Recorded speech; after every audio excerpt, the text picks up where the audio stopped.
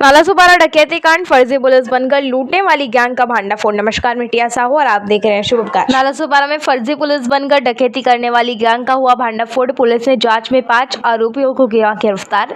मामला 20 फरवरी 2019 का है, जब नितेश सूरज नामक व्यक्ति से 70,000 रुपए लूटे गए थे। आरोपी ने खुद को क्राइम ब्रांच का अधिकारी बताकर नितेश को जबरदस्ती गाड़ी में बैठाया और उसे शमशान भूमि रोड पर ले जाकर मारपीट कर नकदी लूट ली।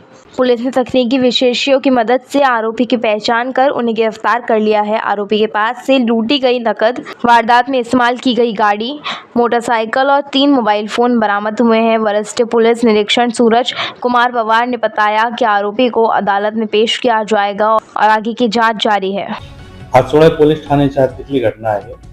यातला फिर्यादी नामे नितेश उमेश सुरजन हा त्याच्या मित्रांसह युको बँक जी लिंक रोडवर आहे तिथे 2,70,000 रुपये काढण्यासाठी बँकेत गेला होता। तर तिथे काही लोकांनी त्याच्याजवळ येऊन आम्ही क्राइम ब्रांच ठाणे येथील पोलीस आहे असे सांगून त्या फिर्यादीसह त्याच्या मित्रांना त्यांनी सोबत आणलेल्या इर्टिगा गाडीमध्ये बसवून त्यांना स्मशान रोड या ठिकाणी घेऊन गेले आणि त्यांच्याकडची संपूर्ण रक्कम ही त्यांना मारहाण करून त्यांना धाक दाखवून त्यांच्याकडनं काढून घेतली होती।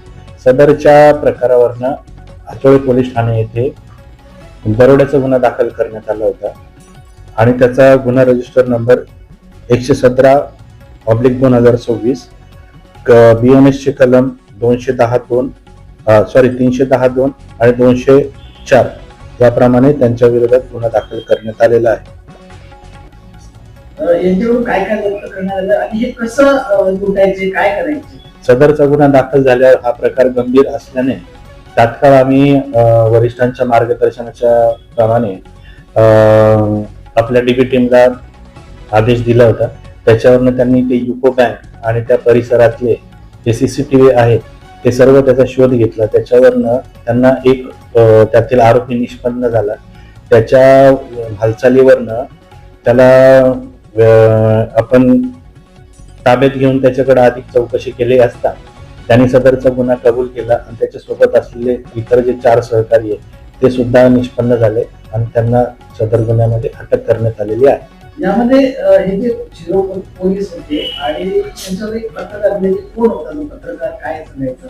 त्यातला एक आरोपी जो आहे तो स्वतःला पत्रकार म्हणून त्याचं कार्ड दाखवायचा आणि इतर जे होते तर ते सांगायचे की आम्ही क्राईम ब्रांचचे पोलीस आहोत असं हे करून ते बँकेत येणाऱ्या लोकांचे पैसे काढून घ्यायचे, त्यांना करून टाकी देऊन त्यांचे पैसे लुटायचा असा हा प्रकार असल्याचे ते निष्पन्न झाले आहे।